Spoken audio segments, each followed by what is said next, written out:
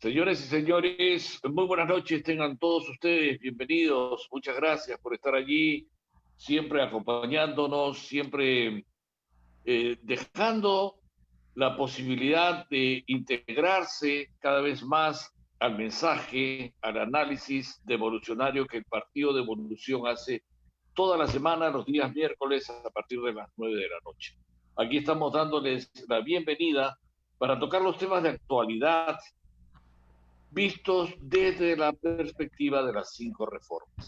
Quienes habla Juan Alberto Ugaz Salas, los saluda a todos a nombre de José Luis Tapia y hoy día tenemos la sorpresa agradable de poder llegar con nuestro mensaje hasta el pueblo de Huancavelica gracias a la transmisión que en estos instantes están haciendo por señal abierta en vivo desde Radio Cheche FM. A nuestros hermanos de Huancavelica, ese pueblo andino maravilloso, de gran producción agrícola y de gente tan trabajadora y honesta y que nos está escuchando por primera vez por la señal de Radio Cheche FM. Les damos desde aquí las buenas noches. José Luis Tapia, bienvenido. Vamos con el primer tema de esta noche y lo hemos denominado las prohibiciones no funcionan. Esto a raíz de lo que ocurrió en la discoteca de los Olivos. Y bueno, este es el análisis que hemos discutido entre nosotros y queremos presentárselo a ustedes de cuál es nuestra posición sobre estas prohibiciones que no funcionan. José Luis Tapia, buenas noches, bienvenido al programa. Muy buenas noches, Juan. Muy buenas noches, amigos, fans de Evolucionarios. Estamos hoy día miércoles 26 de agosto, ya casi terminando fin de mes, y tenemos para ustedes preparado el siguiente tema de hoy sobre las prohibiciones no funcionan. Fíjense lo que ha ocurrido en esta semana. 10 de los 15 intervenidos en una fiesta clandestina en Villa El Salvador dieron positivo al coronavirus. Por otro lado, tragedia en Los Olivos, Poder Judicial dictó detención preliminar contra arrendatarios de discotecas donde fallecieron 13 personas. Dice, la fiscalía acusa a Judith y tanto y el señor Luque, de 37 años, por el presunto delito de homicidio simple. Y sigue las prohibiciones, la victoria, más de 100 personas intervenidas en bares clandestinos en la avenida Aviación. Adicionalmente, Comas dice, personas realizan constantes fiestas en pleno toque de queda. A través del rotafono, vecinos de la avenida 21 de septiembre denunciaron que estas reuniones las realizan constantemente pese a las disposiciones del gobierno. Por el otro lado, se olvidaron de estos temas porque lo que está sucediendo con todos los anteriores titulares es que se han enfocado mal. Están prohibiendo lo que no hace daño. Están prohibiendo acciones de diversión. Ahí las prohibiciones de toque de queda no están funcionando. ¿Por qué razón? Porque la gente considera que no está haciendo daño a nadie, entre comillas, digo daño a nadie, porque están bailando, se están entreteniendo, se están de alguna manera distendiendo después de estar encerrados en pleno toque de queda a partir de las 10 de la noche. Entonces, mal hace el gobierno en enfocarse en perseguir personas, como lo que estamos viendo en pantalla, cuando hay cosas más urgentes. Por ejemplo, el caso de La Libertad, matan a balazo dos amigos. ¿Y dónde está la policía? La policía está en comas. ¿Qué cosa? Haciendo operativos para que la gente salga de la fiesta y se vayan a sus casas. O está en La Victoria interviniendo bares clandestinos como si ahí hubiese asesinatos, muertes, etcétera. O se va a Villa El Salvador y se van a intervenir unos lugares donde hay una fiesta clandestina, ¿no? Esos titulares de fiesta clandestina que le sirven al gobierno, pero no le sirven a las personas. Es decir, el enfoque de la seguridad ciudadana está siendo mal aplicada. No están yendo donde están los verdaderos problemas. El verdadero problema es este. asesinan a 2 personas. Por otro lado, violaciones a niñas, 21 muertes de personas, de mujeres. O policía desmiente que advierte que hay robos, asesinatos. O capturan peligroso criminal que participó en el intento de secuestro del ex vicepresidente Gianpietri. O sea, hay razones sobradas para que la policía vaya y haga trabajos de inteligencia o prevengan este tipo de situaciones donde tienen que estar extorsionando a empresarios, cuando ese es el verdadero problema y el drama que todos pasamos, porque la ciudad de Lima, y por supuesto también, como hemos señalado en el caso de La Libertad, asesinan gente. O sea, el enfoque, me parece, ahí Juan, corrígeme, estaría mal planteado. Lo que sucede es que el tema del toque de queda están tratando de evitar lo inevitable, es decir, la gente tarde o temprano se va a contagiar, y eso lo ha dicho el presidente. El tema no es el contagio, uno se puede contagiar y no enfermarse.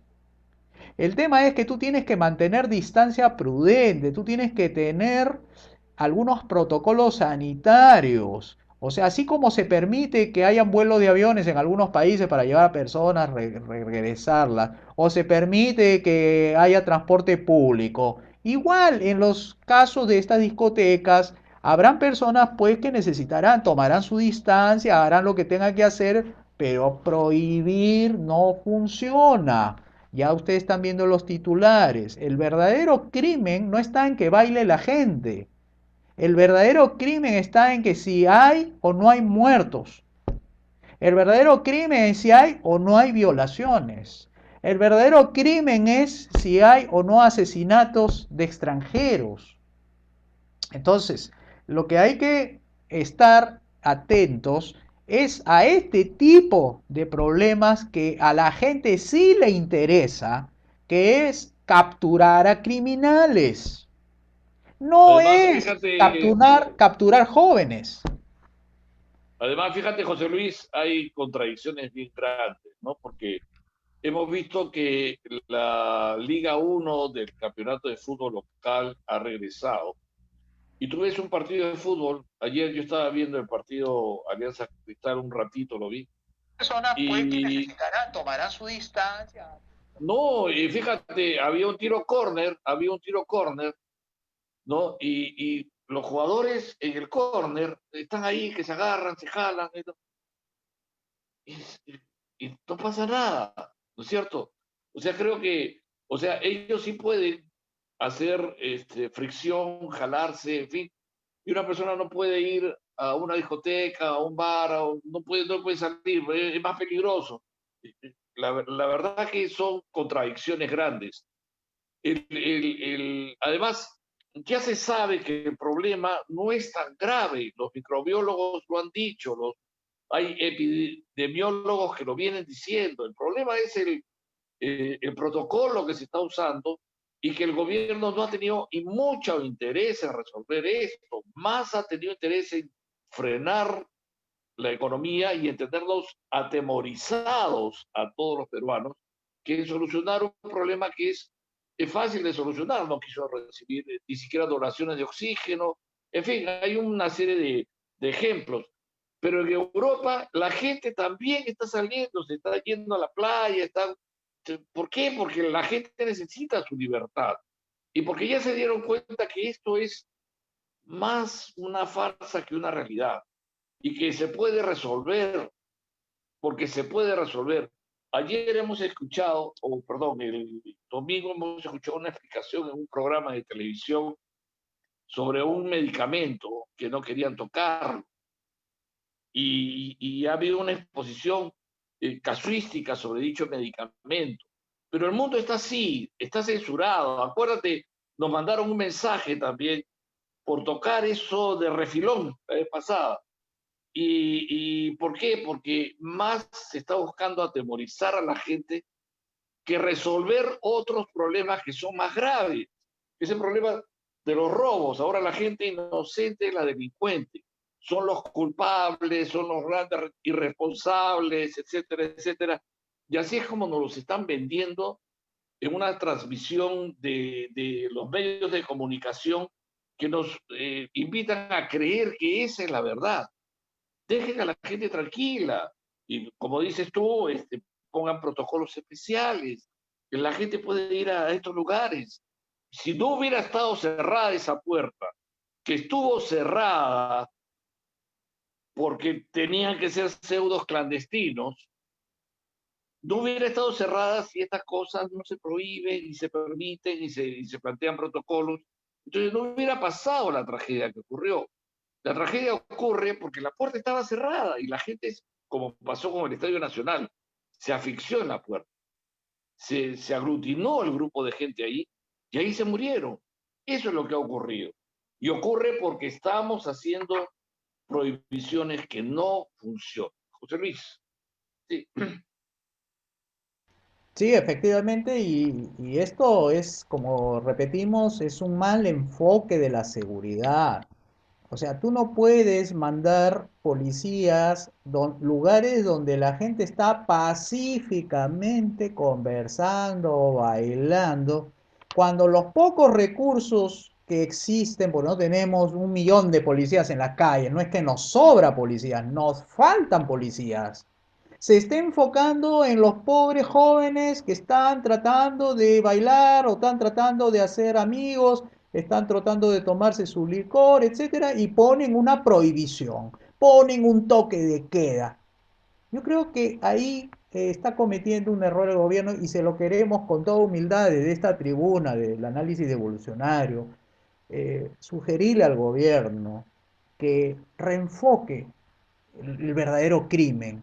El verdadero crimen son estos sujetos que ponen en peligro la vida de las personas, extorsionan a empresarios, asesinan extranjeros, roban a extranjeros, violan a niñas, asesinan mujeres. Ahí tiene que estar concentrada la inteligencia. No tenemos policías de sobra, no tenemos patrulleros. La gasolina tiene que estar bien empleada en lo verdaderamente peligroso. El otro tema es que el contagiarse es un asunto privado, es un asunto de interés privado que lo han querido volver público. Lo que se tiene que hacer son medidas sanitarias, no de salud. Lo que están tratando de hacer el gobierno, equivocadamente señalamos de forma respetuosa, presidente, es que están pasando de un tema que es de orden sanitario, o sea, poner en cuarentena a las personas enfermas, es decir, solamente aquellas personas que pueden contagiar a otras las pones en un lugar. Y otra cosa es pasar por el tema de salud, donde tienes que vacunar, donde tienes que poner médicos, donde tienes que poner hospitales, donde tienes que poner camas para emergencia, donde tienes que destinar médicos, enfermeras y el gobierno, principalmente el Estado, no es su función. Ya hace unos días, y esto para terminar, ya hace unos días la iglesia se ha ofrecido, la iglesia católica me refiero, se ha ofrecido a ayudar porque considera que el operativo, el planteamiento de la cuarentena no ha sido un éxito, ha sido más bien, lamentablemente, un fracaso. Entonces, la Iglesia Católica está dispuesta a ayudar con sus pocos recursos que tiene a poder ayudar en el sentido de ver qué recursos necesita el gobierno para utilizar sus postas médicas, porque la Iglesia Católica tiene sus lugares donde cura personas, donde puede atender, es decir, está extendiendo la mano. Esto lo ha dicho el cardenal Barreto, extendiendo la mano para ayudar al gobierno en esta lucha sanitaria, repetimos, sanitaria, no es de salud. Eso sería todo, Bien, Juan, por el tema de hoy día. sí, sí, todo por ese primer tema, donde por supuesto expresamos que lamentamos los fallecidos que estuvieron en este lamentable hecho de la discoteca Los Olivos. Ya venimos en un instante, por favor, con el segundo tema, que es un tema muy importante que se ha estado tratando en estos días en el Congreso de la República y bueno, a nivel periodístico, a nivel político, sobre eh, los fondos de los pensionistas en la ONP. Así que vamos a hacer una pequeña pausa porque queremos enviar un mensaje que tenemos para todos ustedes. Y si lo tienes ya listo, José Luis, mandémoslo al aire. Es un mensaje de nosotros, los del Partido de Evolución.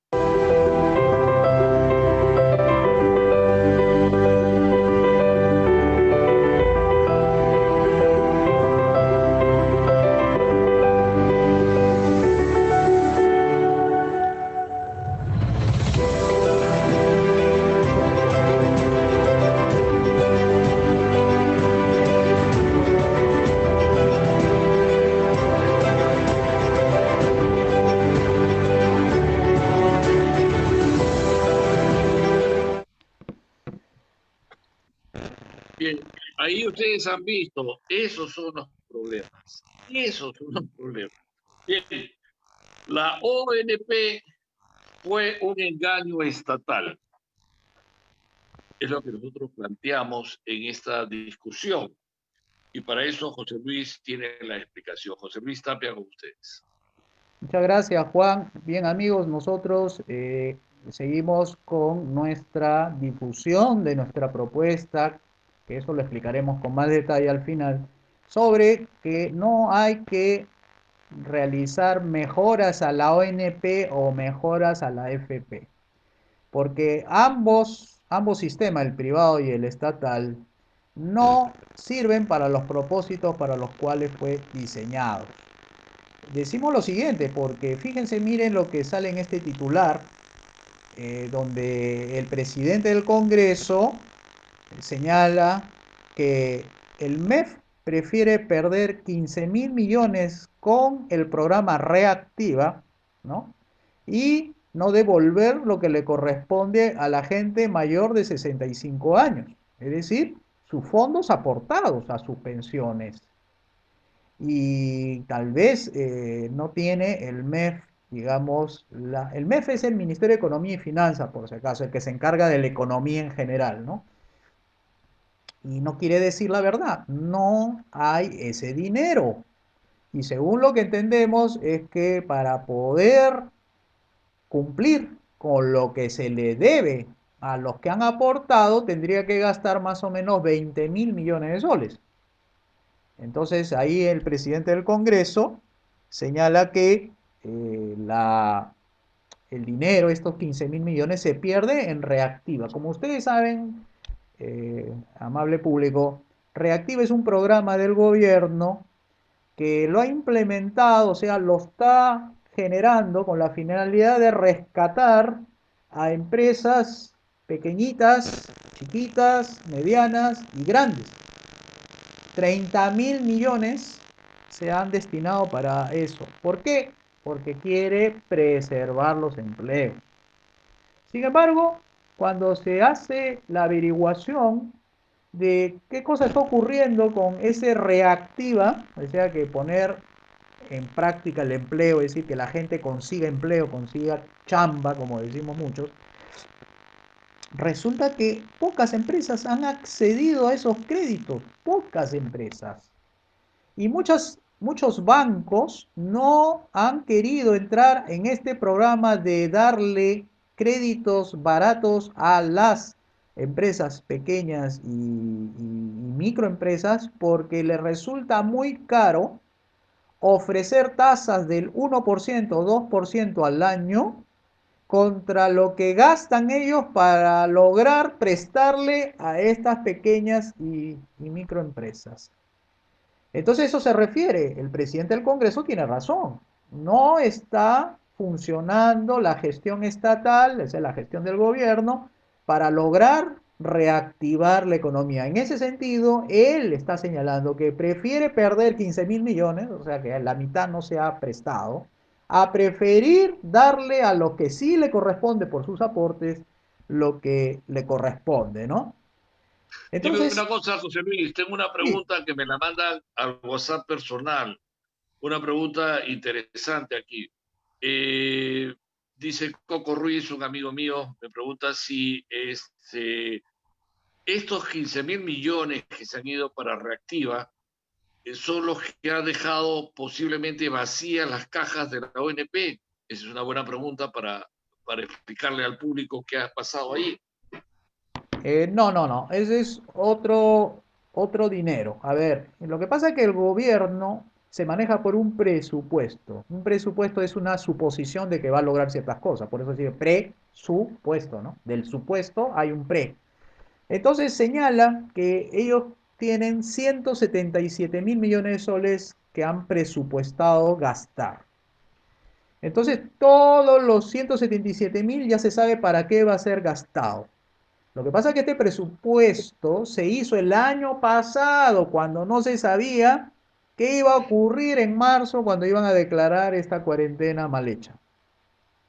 Entonces, ahora que se ha involucrado el gobierno y no haber previsto en la cuarentena que iba la economía a generar un digamos, un retroceso productivo que ha afectado el campo, ha afectado el comercio, ha afectado las ventas, ha afectado los ingresos de todos. Entonces hay gastos. Como el gobierno ha sido responsable de esta cuarentena, resulta que en su presupuesto no figuraba el año pasado esta situación.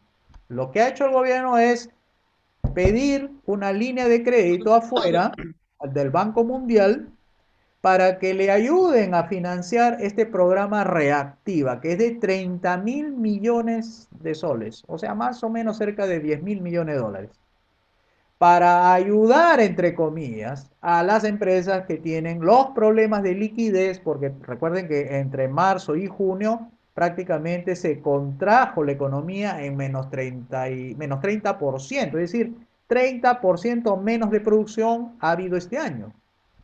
Entonces, la pregunta es, ¿el dinero de dónde creen que lo han sacado? Bueno, no lo ha sacado el presupuesto, porque el presupuesto está para otras cosas, no para esta pandemia ni para la cuarentena que provocó que hubiera un desastre económico, sino que va a tener que pedir afuera y de hecho ya le han dado una línea de crédito donde el Banco Mundial le ha dado 6 mil millones más la garantía del Banco Central de Reserva, que es una entidad independiente, entre comillas, del gobierno, donde él dice, mira, yo puedo soltar 30 mil millones, pero garantízame que me vas a devolver esos 30 mil millones. Entonces el gobierno le ha dicho, yo te puedo devolver un 99.99%, porque hay un riesgo de que las empresas que se le han prestado no devuelvan. Entonces el Banco Central le ha hecho como una especie de préstamo a condición de devolverle esos 30 mil millones con impuestos, con ingresos, etcétera. Pero por el otro lado tienen que cobrar algunas líneas de créditos para poder seguir andando. Entonces, ante esa coyuntura, el Congreso hace su parte. Y su parte es decirle, miren señores del gobierno, tenemos un problema donde ya las personas nos están pidiendo que le devuelvan sus fondos que tienen ahorrado en la ONP, porque recuerden, los primeros que pidieron que le devuelvan su dinero fueron los propietarios de las cuentas individuales, los afiliados de la AFP. Entonces, los que están en la ONP miran a los AFP y le dicen, ah, a ellos les devuelven el dinero, nosotros también tenemos que pedirlo de nosotros. Pero resulta que ese sistema de la ONP es un barril sin fondo, es decir, dinero que entra, dinero que se paga a los pensionistas actuales. Entonces no hay tal fondo, porque el fondo existe en las AFPs y se invierte y se gana, se genera intereses y con eso se le paga a los afiliados. Por eso los afiliados depositan una cantidad y con el tiempo se acumula y hay más de lo que aportaron, más los intereses, que eso hace que con eso le paguen sus pensiones. Pero la ONP no tienen eso.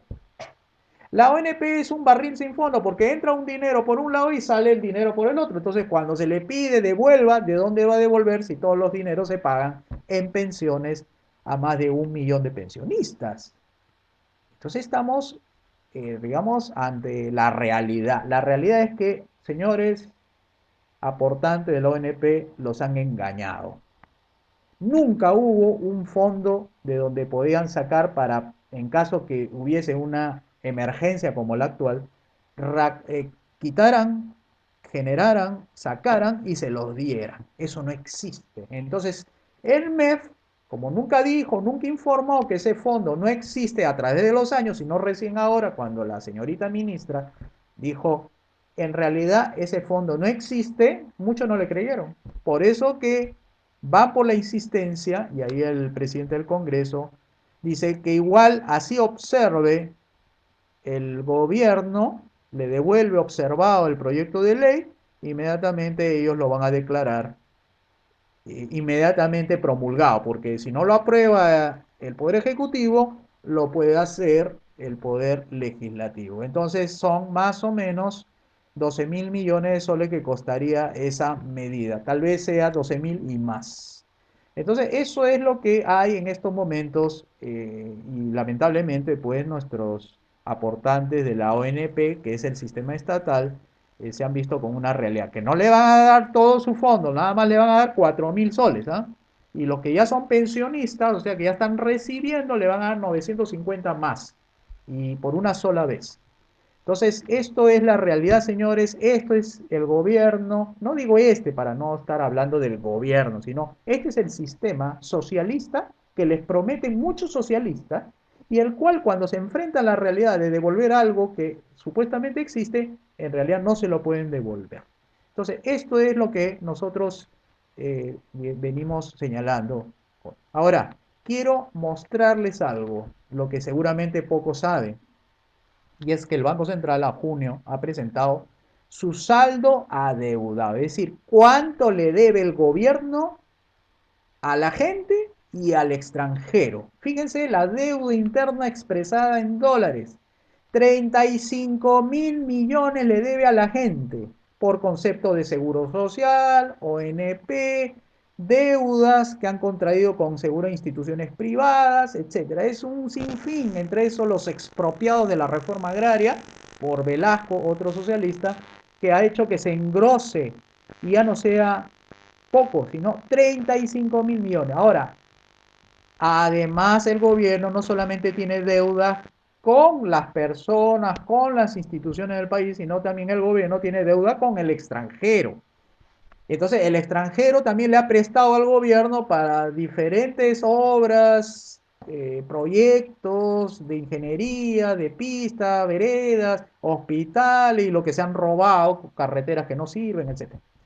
Sumados las dos deudas, la que la debe a organismos extranjeros, más lo que le debe a nosotros como peruanos en sus diferentes modalidades, la deuda total que tiene el gobierno es 55.481 millones de dólares, que viene a ser en soles 196.459 millones de soles. Así está la situación que tiene el gobierno en estos momentos. Entonces, con el actual nivel de deuda, con el actual nivel de la actividad económica que está en un 80% operativo, y con las drásticas medidas de cuarentena y de autorizaciones, licencias y confinamientos y toque de queda, va a ser imposible que pueda remontar este desafío. Por eso hablamos nosotros de un cambio. Queremos un cambio. La gente de Huancavelica quiere un cambio. La agricultura quiere un cambio. Quieren ser propietarios, quieren ser dueños de su destino. No más gobierno que endeuda a los peruanos. Fíjense, esos 55.000 millones, ¿de dónde cree que va a salir? ¿De más José deuda? Luis, una pregunta en un minuto antes de terminar esta parte. Eh, ¿Cuál es la solución frente a lo que está ocurriendo en la ONP? Hay muchos pensionistas que están ya en la tercera edad, que tienen 80, 85 años, 90 años, en fin, y que están preocupados.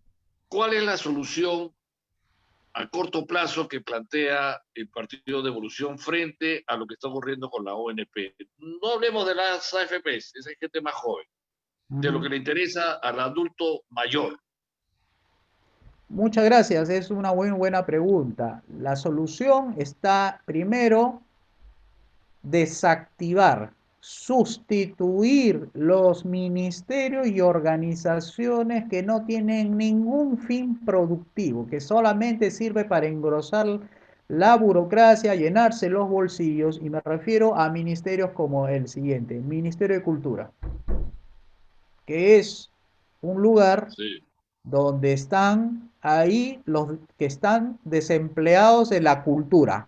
O sea, como se han dedicado a la cultura y no le interesa producir, entonces se toman la molestia de tocarle la puerta a sus amigos que están allegados al gobierno para que le den empleo. Y ahí hay gente pues que por la vía privada no han triunfado y se agarra de un puesto estatal. Ahí nomás tienes varios miles de millones, creo que son decenas de miles de millones que puedes ahorrarte en este Ministerio de Cultura. Otro ministerio es el Ministerio de la Mujer, que no ha podido revertir la violencia, porque ni siquiera la violencia la pueden ayudar en algo para bajarlo, sino que sigue aumentando. Y además no se va a poder hacer. Y entonces, juntando esos dos presupuestos, tienes ahí, sin endeudar, lo principal es que sin endeudar al país, porque deuda es impuesto, recuerden que los impuestos pagan las deudas, y si eso significa impuesto a las cosas que compras, tienes para pagar el tema de la UNEP. Entonces, desactivando esos dos o privatizando, que esa es una medida también que se puede hacer de manera simultánea con la desactivación, lo que significa en el corto plazo ir deshaciéndote de manera urgente de esos gastos improductivos y burocráticos que no ayudan en nada al desarrollo del Perú, ¿no? Entonces, para Y salir del... justo de eso vamos a hablar, justo de eso vamos a hablar en un minutito más, si preparamos de nuevo el video, el spot que tenemos, porque en un minutito más vamos a hablar de otras entidades estatales que están allí y que se sienten intocables, que son las reguladoras. Ese es el tercer punto que vamos a tratar esta noche con ustedes. Gracias a los que nos sintonizan en Huancavelica por Radio Cheche FM. Ya venimos.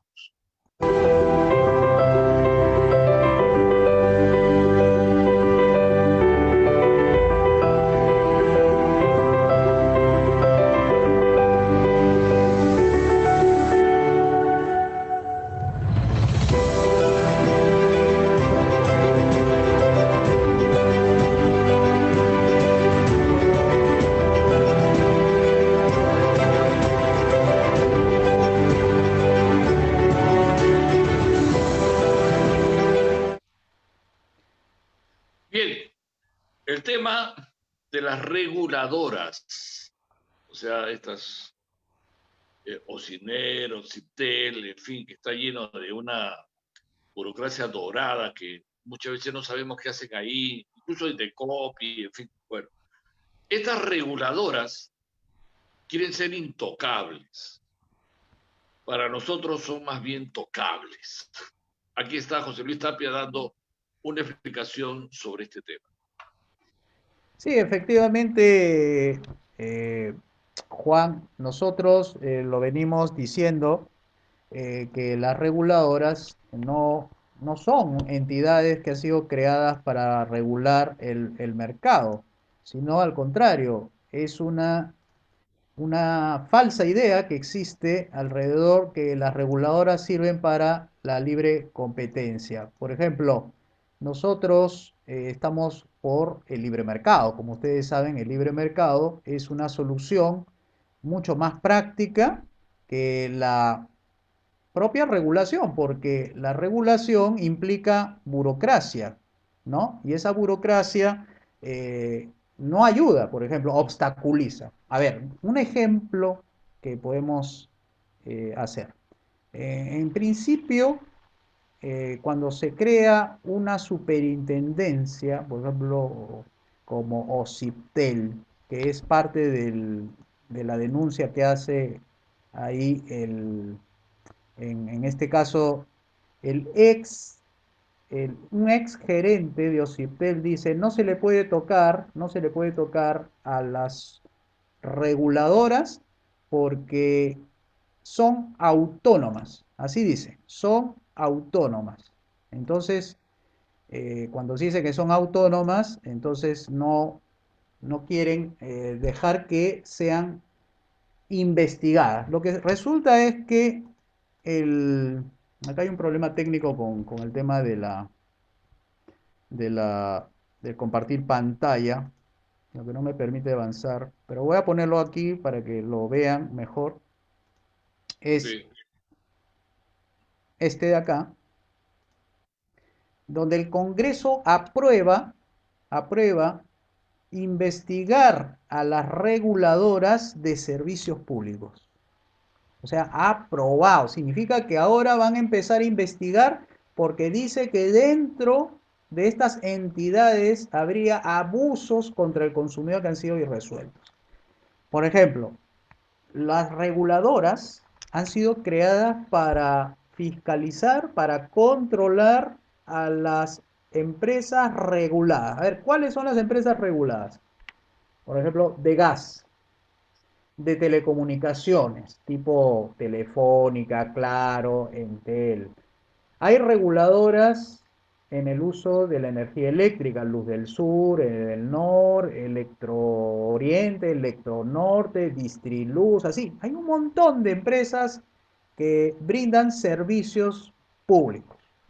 Entonces, los reguladores se constituyeron para evitar que estas entidades privadas suban sus tarifas. Pero ¿por qué suben las tarifas? Suben las tarifas porque le han dado como monopolios y concesiones. Esos monopolios y concesiones tienden a subir los precios porque no compiten. O sea, le han dado un mercado cerrado, un mercado donde pueden aprovecharse los consumidores y subirle las tarifas como le dé la gana. Entonces, se crearon estas reguladoras para evitar que hagan esos abusos, ¿ya? Resulta que estas reguladoras cuando abrieron y empezaron a funcionar, se llenaron de funcionarios de las empresas que fueron reguladas. A ver, como decir, uno de Claro pasa a ser ahora un regulador en Ociptel. Una superintendencia de banca y seguro se llenan también de personas que han trabajado en los bancos privados. Una persona que trabajó en Cálida en el tema de gas pasa a ser funcionario de la reguladora Ocinermin. Es decir, todos los que han trabajado para las empresas reguladas de telefonía, energía eléctrica, de luz, de internet, etcétera, forman parte del staff de estas empresas o del Estado llamadas reguladoras. Entonces, cuando ellos quieren regular, en realidad no regulan porque vienen a ser como que regulan a su ex empresa. O sea que como que la empresa los puso ahí. Y es bien difícil que alguien que ha trabajado, que tiene lazos con la empresa donde trabajó, pueda hacer un buen trabajo.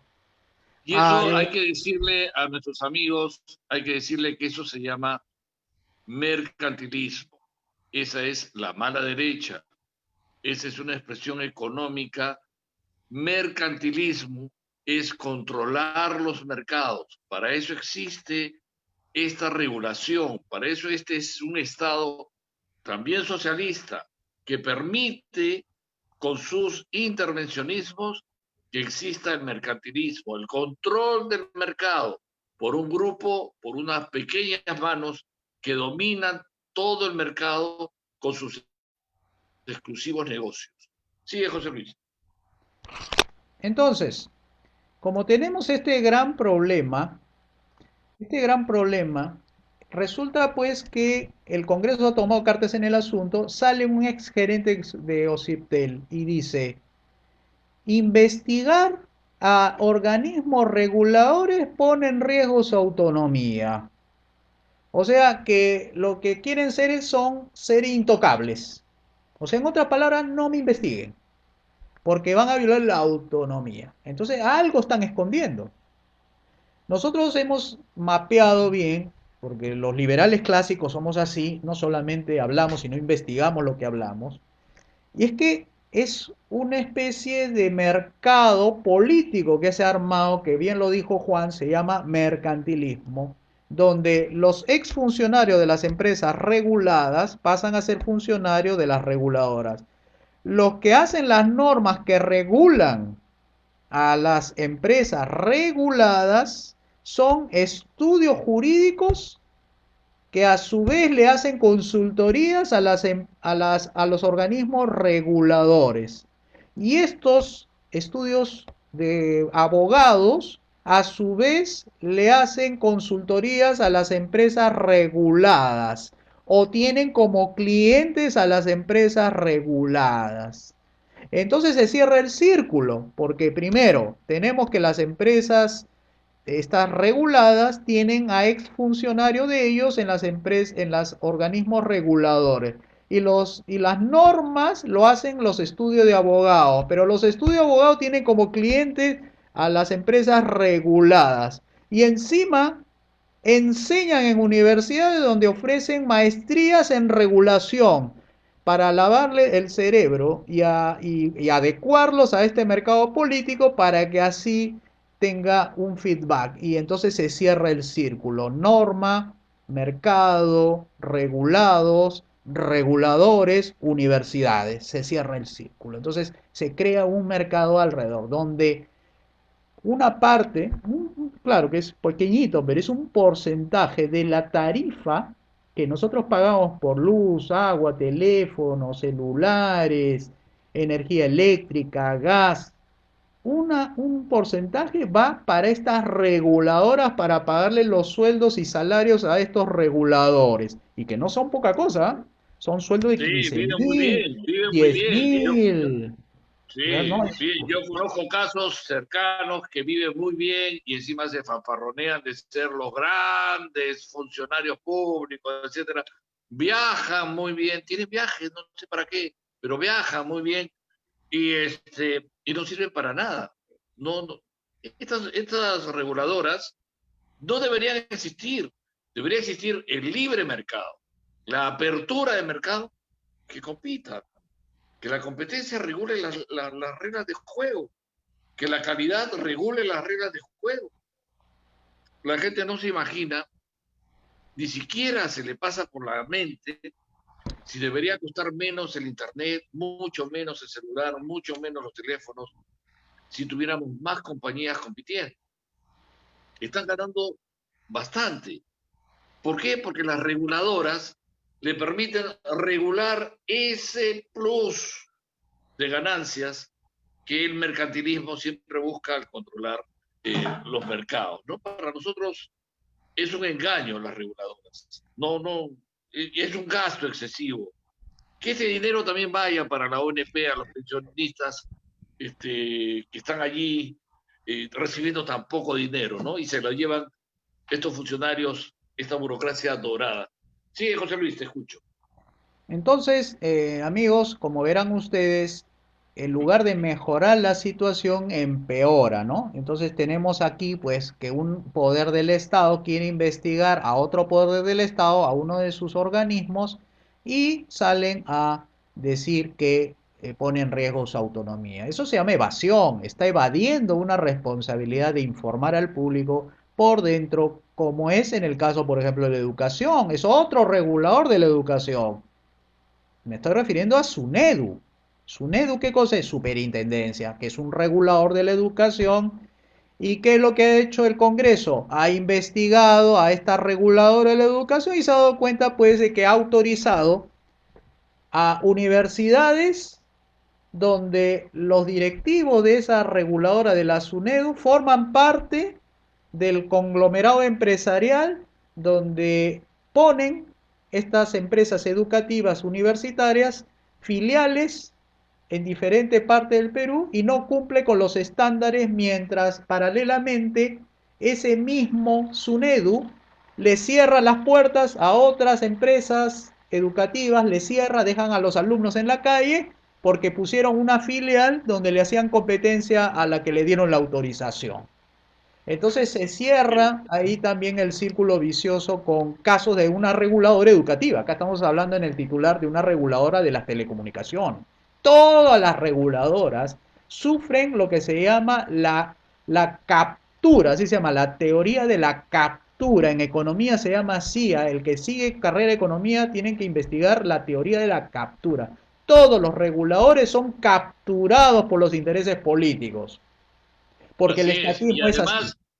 además, solo están allí para proteger a determinadas organizaciones económicas, a determinados grupos económicos.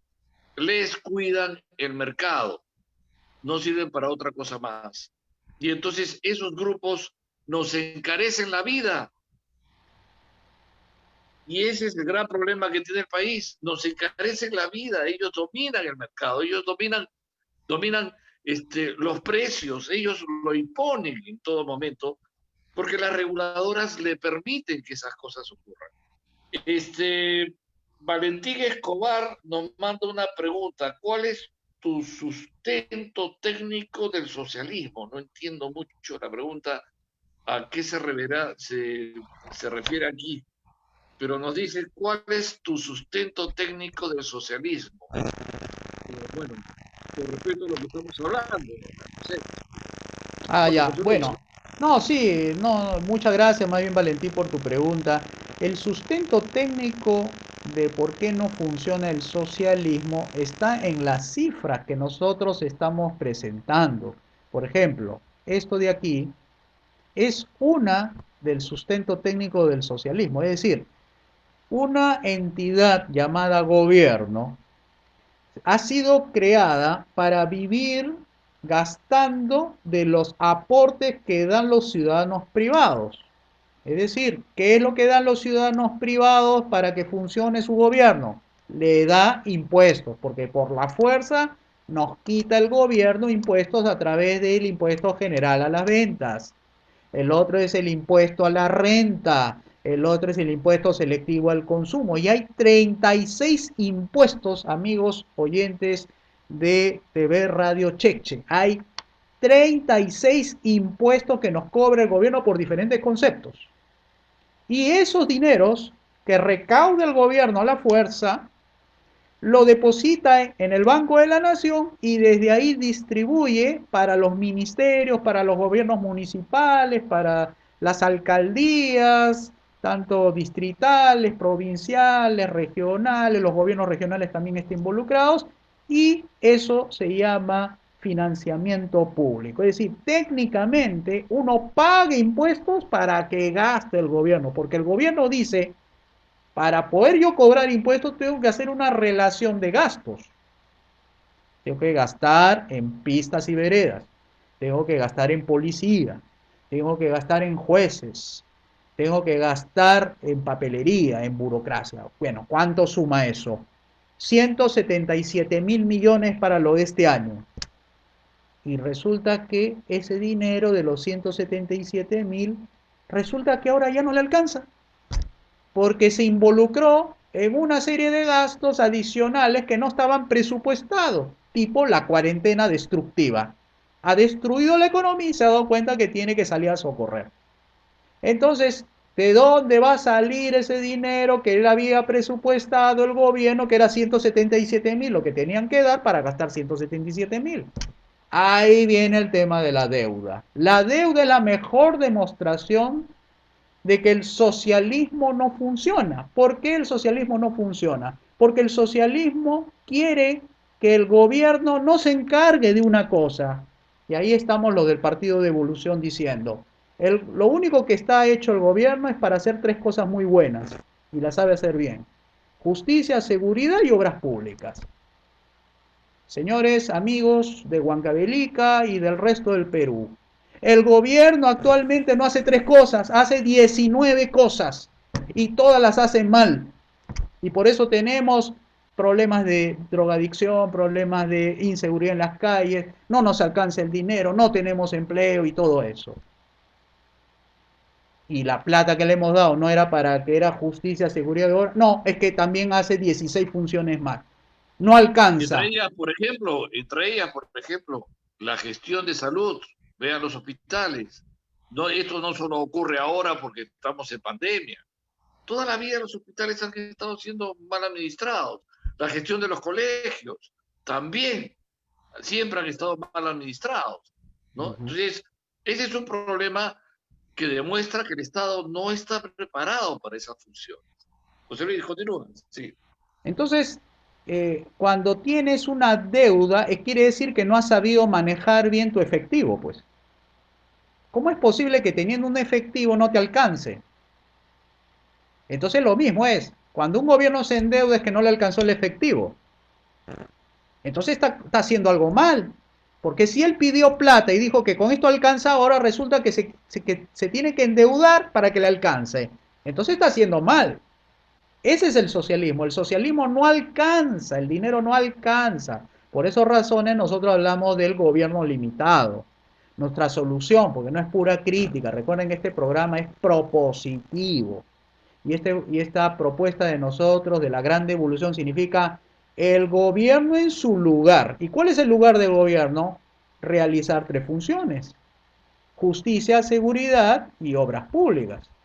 Y esas tres está expresada, esas tres funciones que está expresada en nuestro programa de gobierno, se llama tres ejes principales: tomar distancia prudente de las organizaciones internacionales, derogar esas leyes negativas, malas, que generan pobreza, genera que tú no te alcance el dinero para comprar tu fertilizante o echar el abono en tu tierra porque no te han pagado, y es el que no le han pagado tampoco le alcanza el dinero porque la luz, el agua, el teléfono suben de precio debido a que las reguladoras prohíben el libre mercado. Recuerden que estamos hablando de prohibiciones, y no solamente por toque de queda, sino prohibiciones para tener una agricultura moderna, libre, donde cada uno pueda lograr sus objetivos de vida.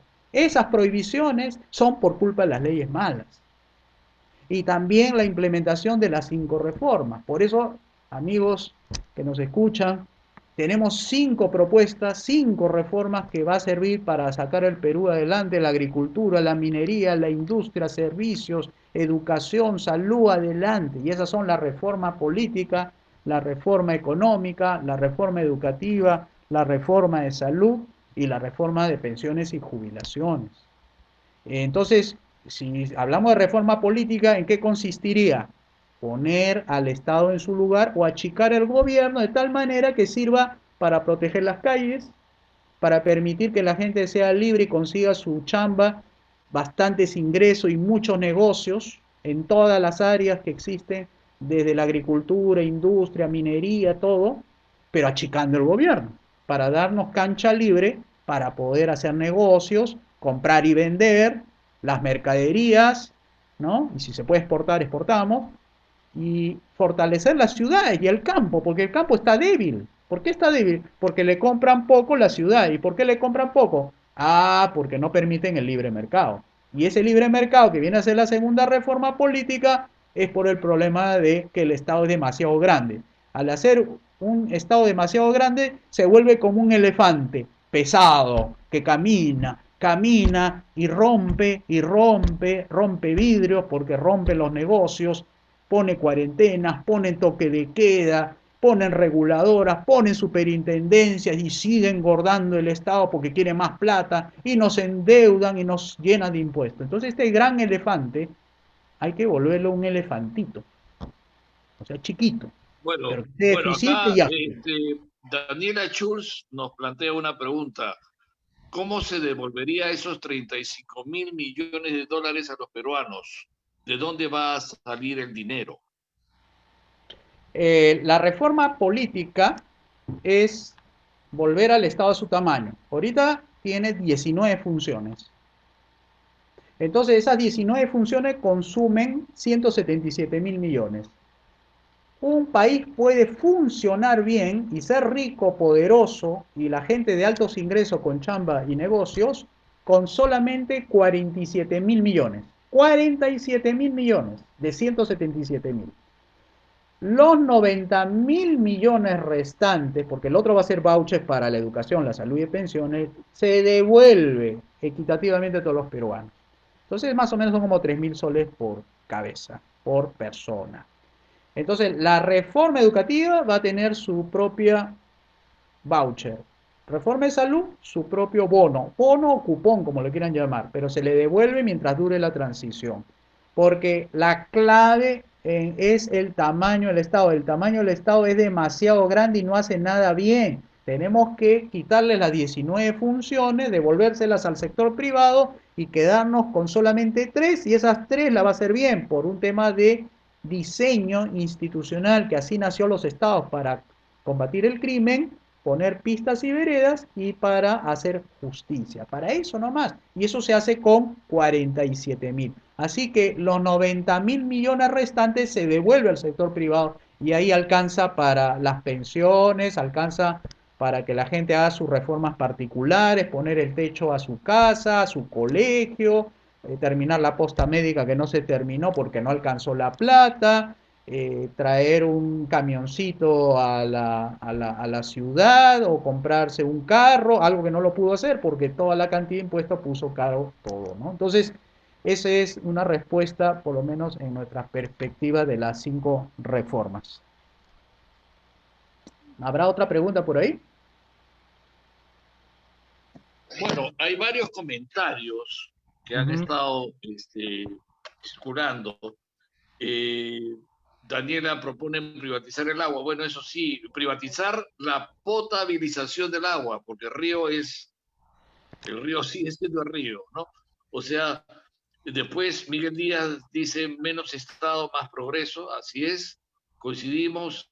Luis Zavala dice el que mucho abarca, poco aprieta. ¿Qué más? ¿Cómo evitarías el monopolio de Sedapal? Bueno, habría que privatizar Sedapal. No, Sedapal, ahí hay que hablar un poco sobre el tema Sedapal para explicarles cómo consiste eso, ¿no? Sedapal es una empresa estatal, ¿ya? Es una empresa estatal que está bajo la jurisdicción de la Presidencia del Consejo de Ministros y es una empresa que tiene una parte pequeña pero privatizada en el caso de los medidores, en el caso de la lectura de los medidores, en el caso de la facturación de los medidores, y el core del negocio son todo lo que es extracción, desviación del río Rímac, potabilización y distribución a todas las casas mediante tubería debajo de la tierra. Ese es su trabajo, ese es su core, es el corazón del negocio. Ahora la pregunta es, ¿cómo en un libre mercado puede existir Sedapal? Sedapal no necesariamente tiene que ser estatal para que funcione, puede ser privada. Ahora, se puede dividir de una forma digamos, por distritos. Por ejemplo, Sedapal puede ser una empresa que distribuye el agua para la parte norte. Ese puede ser una empresa. El asunto es que no tengas una empresa que haga todo. Aunque me puedan decir por economía de escala, la existencia de las empresas pequeñitas, las microempresas y las empresas le da todavía posibilidad, a pesar que su escala es pequeña, sí puede funcionar porque esa es la manera más eficiente. Lo que pasa es que la empresa Sedapal es una modalidad. Hay otra modalidad de distribuir agua que es por encima en la superficie. Y ustedes ven los tanques, estos que suben a los cerros, unos camiones que son cisternas, tanques cisternas. Y ahí potabilizan el agua. ¿Por qué? Porque Sedapal no llega ahí. Pero estamos hablando de un libre mercado, es decir, no solamente hablar de privatizar, sino de las 5 reformas. Entonces, una de las formas es por encima, que es la de distribución a través de tanques cisterna. La otra es debajo del suelo. Esa empresa la puede fraccionar en 3 partes, Lima Centro, Lima Norte, Lima Sur. Y las que existan para distribuir el agua. No hay que también ser cerrado de que la única forma de distribuir agua es por encima, perdón, por debajo a través de tuberías. Pero eso es hasta ahora lo que se sabe. Ya con el tiempo se verá otra forma, pero por ahora hay que dar posibilidad a que exista libre competencia. O sea, no es necesario que esté en manos del gobierno. Hay que fomentar la libre competencia en el mercado del agua. Si lo pueden hacer particulares y lo pueden hacer para su zona, desviando el río Rímac para que alimente a su zona los bordes del río Rímac, bueno, hay que hablar de libre mercado ahí. Si hay una empresa que quiere desviar el agua para abastecer la zona del río Chillón, bueno, será por ese lado.